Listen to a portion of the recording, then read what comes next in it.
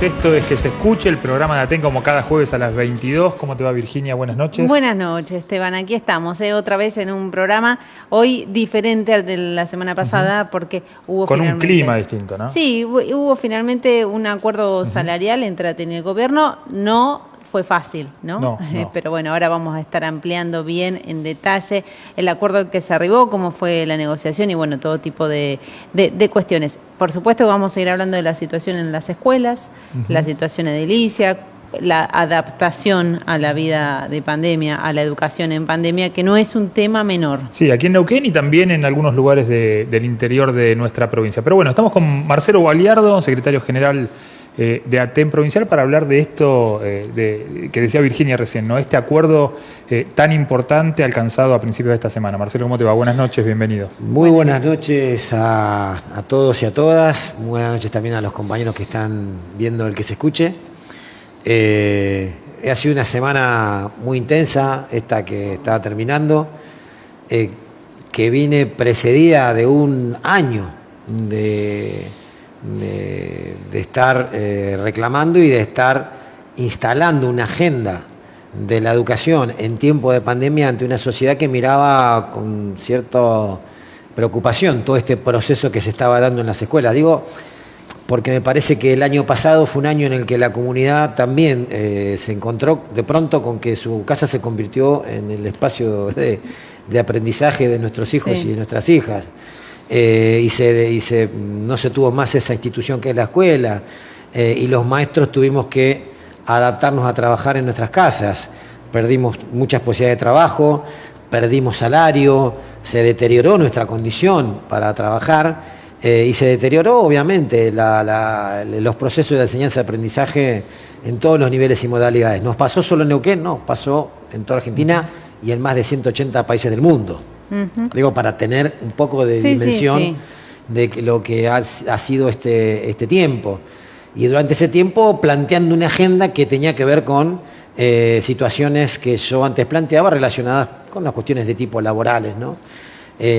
Así que esta semana que termina se ha avanzado en un paso importante, empezar a recuperar esa condición de trabajo y esas cuestiones de tipo laborales que han sido golpeadas durante el 2020, y también empezar a recuperar nuestro espacio de trabajo en un proceso que tampoco va a ser fácil, que también va a llevar su tiempo, que va a estar controvertido por dificultades, por falencias, por disputas con el gobierno provincial, por las condiciones de las escuelas, pero que entendemos que esta etapa que se culminó con la firma del acta acuerdo es una base importante para seguir avanzando y seguir recuperando, ¿no? Bueno, y que además no esté descartado que tengamos que volver en un momento a nuestras casas, ¿no? Acaba de hablar Alberto Fernández un poco diciendo, bueno, hay que estar preparado, hay que mantener los cuidados, reforzar los cuidados, porque es probable que llegue la segunda ola. Hay algo que no tenemos que perder de vista, que la pandemia no terminó. Claro. Si bien todos reconocemos que hemos aprendido de alguna manera a convivir con esta situación, la amenaza que significa el coronavirus no pasó. El proceso de vacunación es muy lento, y si bien tenemos que intentar recuperar niveles de actividad y de cotidianeidad que se tenía, no podemos distraernos ni descuidar las medidas de prevención que hay que tener. Por eso también esta vuelta a la presencialidad, que nosotros exigimos que sea cuidada, tiene que reunir las condiciones para que no sea una situación riesgosa, ni para nosotros como trabajadoras y trabajadores de la educación, ni para nuestros estudiantes y sus familias. Así que las medidas de cuidado tenemos que ser muy exigentes, tanto la comunidad como los trabajadores y trabajadoras de la educación, en que estén garantizadas en cada escuela, ¿no? Bueno, si te parece, Marcelo, vamos a ir metiéndonos con el acuerdo, con los detalles del acuerdo alcanzado esta semana, aprobado en la Asamblea, aprobado en plenario el martes, para ir ¿no? describiendo los alcances de este acuerdo alcanzado con el gobierno.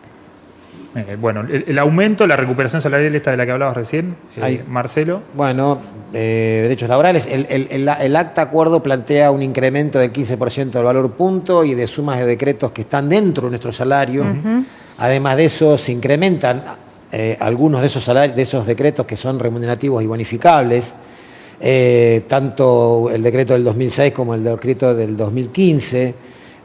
Además de eso, si se puede seguir con las placas. Con las placas, sí.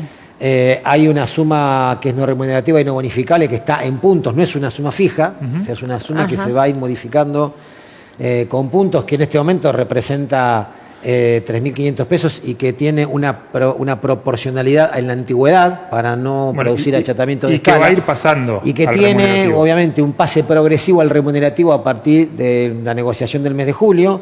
Y además de eso, un incremento del 4% en la cantidad de puntos de cargos de conducción. Esta es una discusión que veníamos llevando hace mucho tiempo con el gobierno y que finalmente se empieza en ese proceso de corrección. Además de esto, por afuera de lo anterior, una suma por única vez que se cobrará, la primera de ellas el próximo 23 de marzo y la segunda, que sería otra suma de 5.000 pesos, en la segunda quincena del mes de abril. Se incorporan de los fondos nacionales en forma definitiva un monto de 1.210 pesos más que vienen de Nación. Esto es remunerativo.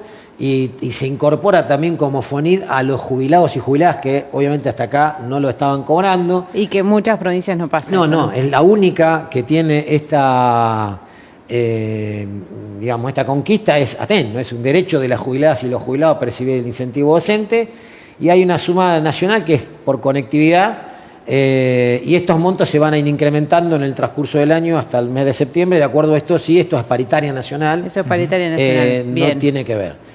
¿Qué significa esto en el bolsillo de las compañeras y los compañeros? Entre un 35 y un 38% para docentes iniciales, tanto en cargos y en horas, esos son los salarios más bajos de nuestro escalafón docente, y un 30% promedio incremento en los cargos docentes en actividad y jubilados. O sea, todo lo que yo antes menciono, lo que se mueve el volpunto, lo que se mueven los decretos, lo que son en su enorme mayoría sumas remunerativas y en todo caso la totalidad de ellas con alcance a los jubilados y jubiladas, que para nosotros era un tema central, porque cada vez que ATEN discute salario, discute el salario de los trabajadores en actividad y las trabajadoras que están también jubilados. Esto representa ese avance en términos de recuperación de salario, ¿no? Bueno, y los porcentajes esos de los que hablabas recién, un 34 y 38 para los iniciales y un 30 para el resto, está bastante por encima de otros acuerdos que se habían alcanzado aquí en la provincia. Hay una comparación que nosotros, en la primera acta que analizamos, el que fue el 12 de febrero, sí. La propuesta que hace el gobierno es de un 16%.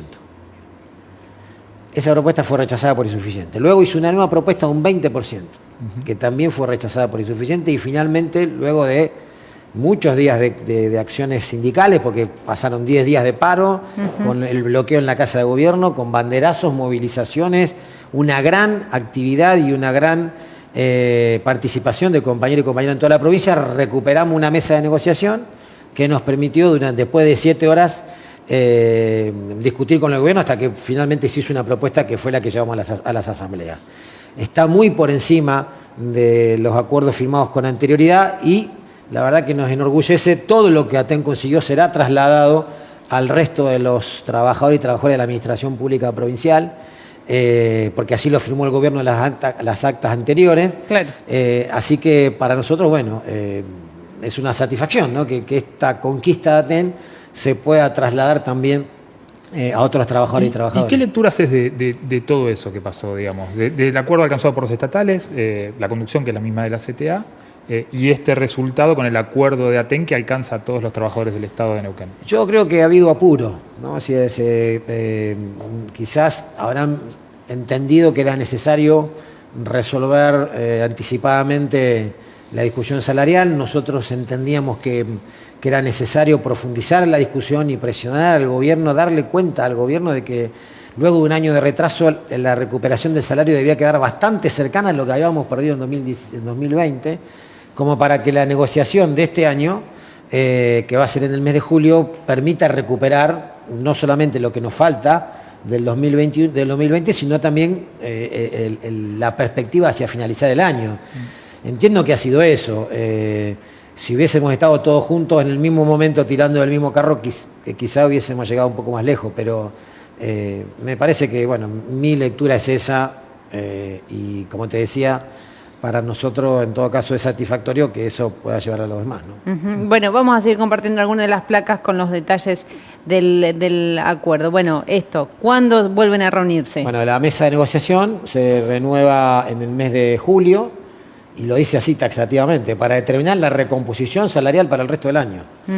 Esto no es menor porque muchas actas dicen otra cosa, para monitorear, viste que por ahí ha habido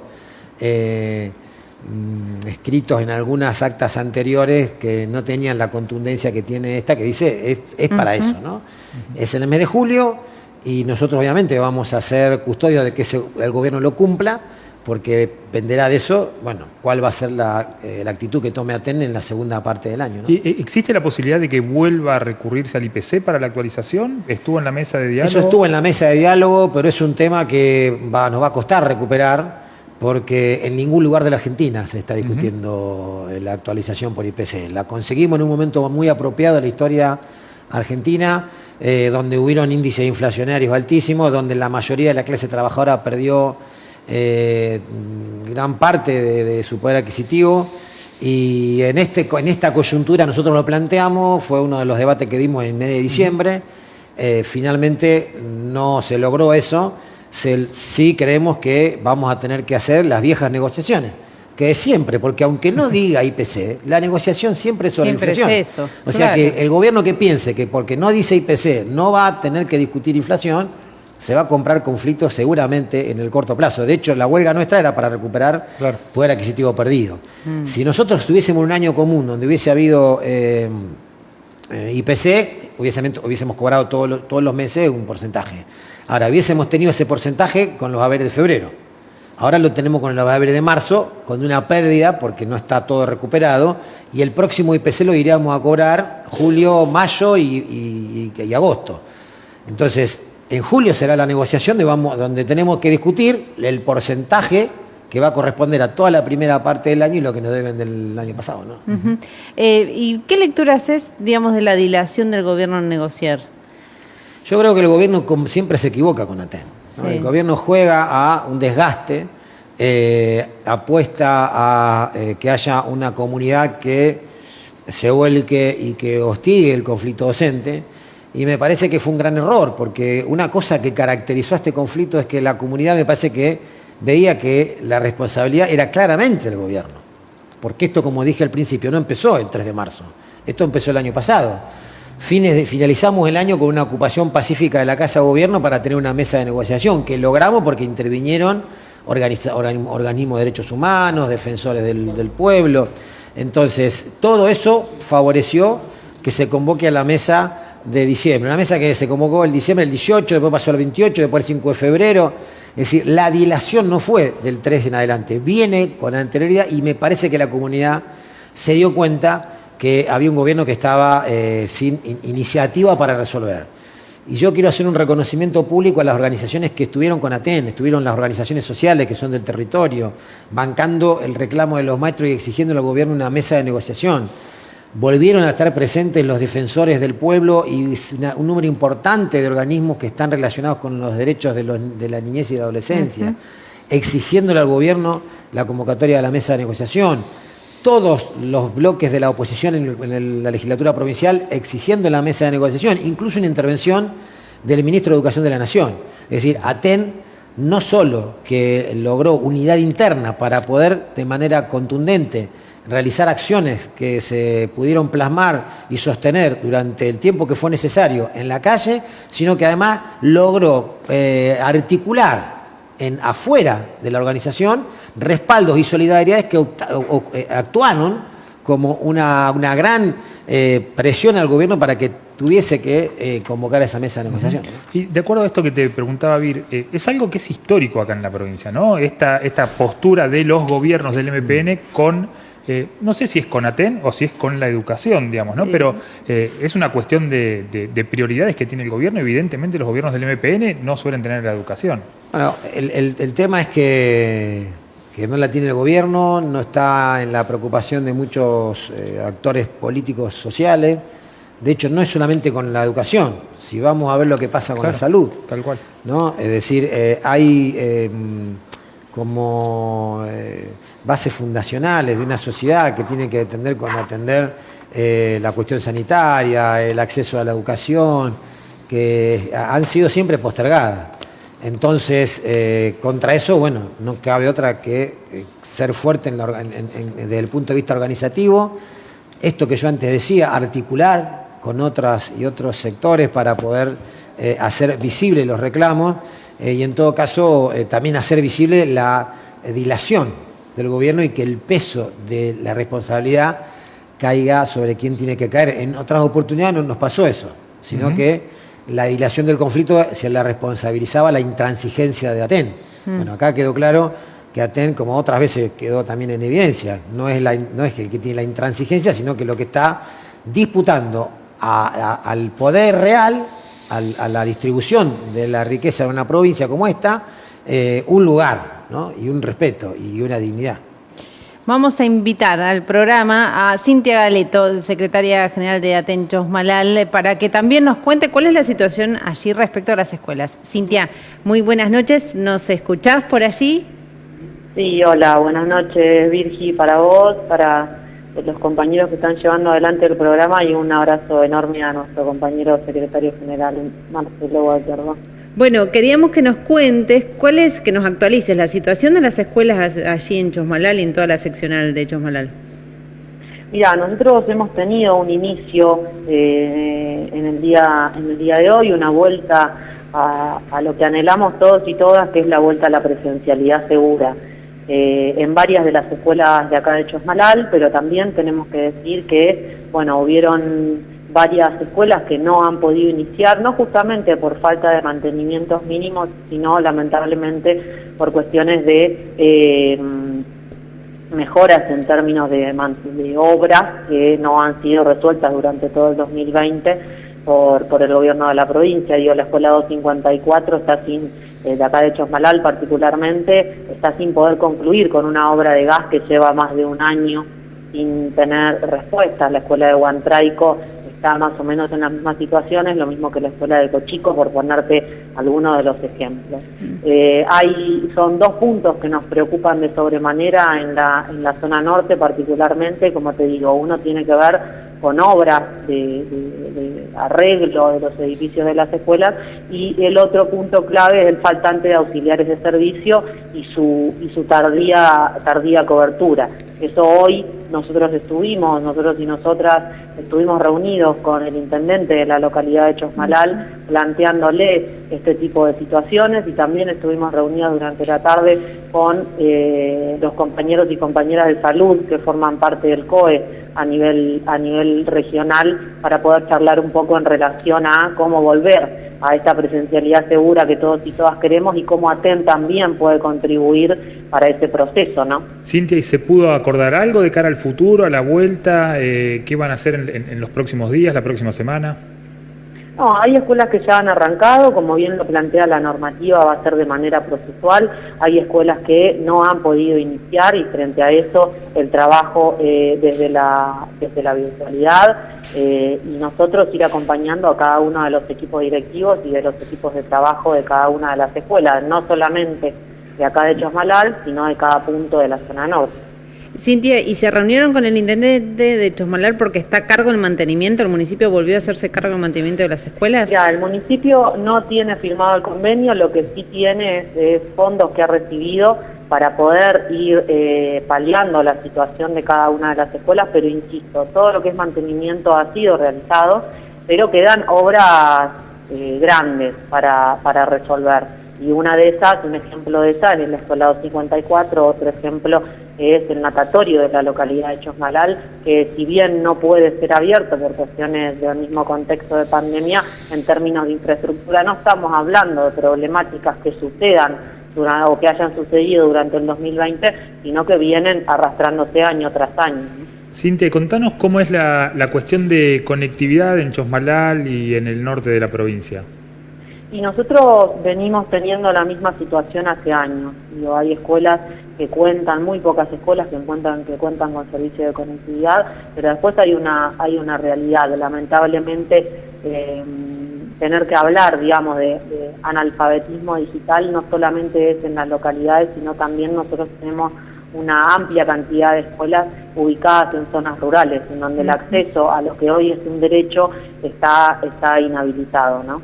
Entonces, digo, hay muchas escuelas que carecen de eso y frente a eso está también el enorme trabajo que aún hoy siguen haciendo los compañeros y compañeras de la ruralidad, acercándose a cada una de las tranqueras, a los puestos de los compañeros y compañeras que también son compañeros y compañeras de otras organizaciones y que desde su lugar también apuntan a poder acceder al derecho social, a la educación, una educación de calidad que hoy tiene y de sobremanera incluido el derecho a estar conectados en las redes. Cintia, muchísimas gracias por este tiempo para el programa. Bueno, Virginia, te mando un abrazo enorme y discúlpenme que me tome 2 minutitos, sí, pero me parece sumamente relevante. Este es un espacio del sindicato como seccional Chosmalal. No queríamos dejar de repudiar la publicación de la señora Angélica Laguna a nuestro enorme compañero secretario general. Es una publicación, lo que hace es ponerlo en un lugar que no corresponde. Entendemos que no solamente agravia en términos individuales al compañero, sino que agravia al sindicato todo. Digo, las nuevas generaciones que estamos formando parte del enorme ATEN, vemos estas respuestas en términos violentos de quienes no aceptan los resultados de las amplias mayorías hoy expresadas en las asambleas, y como muy bien dijo Marcelo en nuestro plenario de secretarios y secretarias generales, no solamente es una ofensa a nivel personal hacia lo que es él, sino también una ofensa y una banalización hacia la enorme lucha que llevamos adelante las mujeres. Así que entiendo que no puedo no mencionarlo, entiendo que cada compañera que formamos parte de este enorme ATEN lo tenemos que hacer, no solamente por la defensa de cada una de los espacios que junto con los compañeros hemos ido construyendo, sino también por la defensa de la lucha por una sociedad con principios feministas. Así que no quería dejar de decirlo. Un enorme abrazo desde la zona que más lo conoce al compañero, que es la zona norte. Así que simplemente eso. Muchas gracias por el espacio. Gracias, Cintia. Hasta luego. Bueno, Cintia Galeto de ATEN Chosmalal, ¿no? Bueno, y un poco esto que hacía referencia al final también, tiene que ver con una publicación en redes sociales. Una publicación que, como dice Cintia, banaliza una lucha tremenda, urgente y necesaria, que es la lucha contra la violencia machista hacia las mujeres, ¿no? Y sea, bueno, yo no voy a profundizar en el tema, creo que ya Cintia lo hizo muy bien, pero eso es lo peor, ¿no? Eso es lo peor que tiene eso, porque trasladar una discusión interna de una organización sindical un tema de tanta... no encuentro otra palabra, pero es urgente que lo podamos resolver como sociedad, Sí, ¿no? sí. Bueno, estamos en Que Se Escuche, el programa de ATEN, como siempre, en la pantalla de 24/7, en el Facebook de ATEN Provincial, estamos allí, y también en YouTube, en el canal de Que Se Escuche, nos ven por ahí. Nos tenemos que ir a la primera tanda y ya volvemos.